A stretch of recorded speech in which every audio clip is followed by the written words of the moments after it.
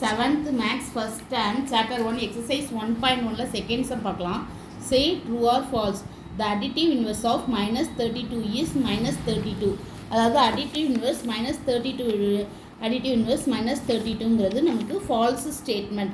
ஏன்னா 32 minus 32 உடைய additive inverseங்கிறது plus 32 தான். எப்பவுமே opposite sign தான் additive inverse வரும். அப்போ minus 32 உடைய additive inverse is correct answer வந்து plus 32. இதான் additive inverse. இதான் correct answer. அடுத்தது second question பார்க்கலாம். அடுத்தது second sum வந்து minus 90 minus 30 ஆட் பண்ணால் 16 சொல்லியிருக்காங்க. இது வந்து நம்மளுக்கு false தான். ஏன்னா சைன் வந்து சேமாக இருக்குது. இங்கே மைனஸ் சைன் இங்கே, அப்போது ஆட் பண்ணி அதே சைன் பண்ணணும்.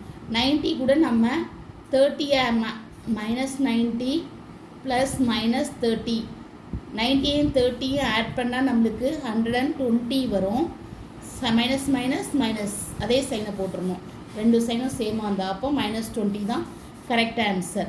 இப்போ சரி, இந்த ஸ்டேட்மெண்ட் வந்து ஃபால்ஸ் ஸ்டேட்மெண்ட். அடுத்தது வந்து minus 125 கூட ப்ளஸ் 25 ஆட் பண்ணுறோம்.